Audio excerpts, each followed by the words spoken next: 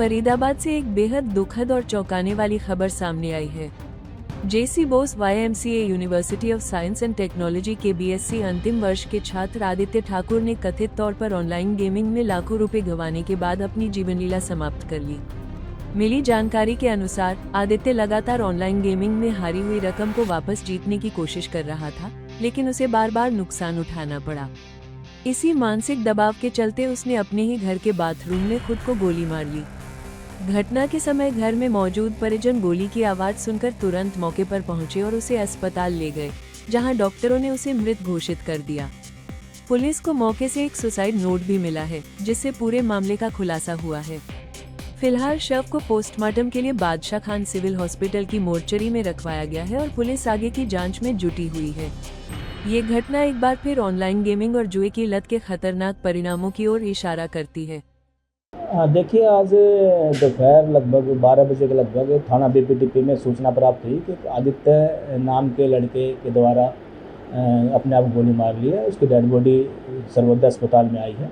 तो जिस सूचना पर थाना की टीम अस्पताल पहुंची, जहां पर उस लड़के की मां द्वारा पुलिस को लिखित में दिया कि उसका बेटा आज दिन में लगभग 10 साढ़े 10 बजे बाथरूम में गया था और अंदर से गोली चलने की आवाज़ आई। तो उन्होंने दरवाज़ा तोड़कर देखा तो आदित्य के माथे में गोली लगी थी। उसकी मृत्यु हो गई थी। इसका अस्पताल में लेके आए थे और इस मामले में उसके बेटे द्वारा खुद ही गोली मार ली गई है।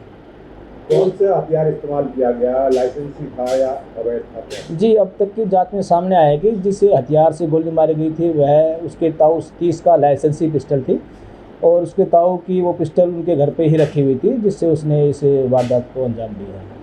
किसका छात्र था, कौन सी छात्र? जी, YMCA कॉलेज में BSc थर्ड ईयर की कक्षा में वो पढ़ाई कर रहा था और वो उसमें उसका छात्र था BSc का। वजह कोई निकल के सामने आई सर? जी, अभी वहाँ पर हमें एक सुसाइड नोट मिला है, जिसमें लिखा गया था, उसके द्वारा लिखा गया है कि वो गलत संगत में पड़ गया था और गेमिंग ऑनलाइन गेमिंग वगैरह करता था, जो काफ़ी पैसे हार भी गया था, जो इससे उसने गलत संगत से उसने ये इस वारदात करना दिया। अभी क्या कार्रवाई की जा रही है? जी, पुलिस द्वारा पोस्टमार्टम कराया जा रहा है और उसके बाद पोस्टमार्टम उपरांत वारसान को उसकी डेड बॉडीज़ के हवाले कर दिया जाएगा और जो भी फैक्ट सामने आएंगे उसके अनुसार पुलिस आगे कार्रवाई करेगी। आपने बताया कि YMCA यूनिवर्सिटी का छात्र था, BSc थर्ड ईयर का छात्र था, ऐसे पढ़े लिखे छात्र भी ऑनलाइन गेमिंग के अंदर आकर फंस गया। आखिर अंजाम रहा कि आत्महत्या करनी पड़ी।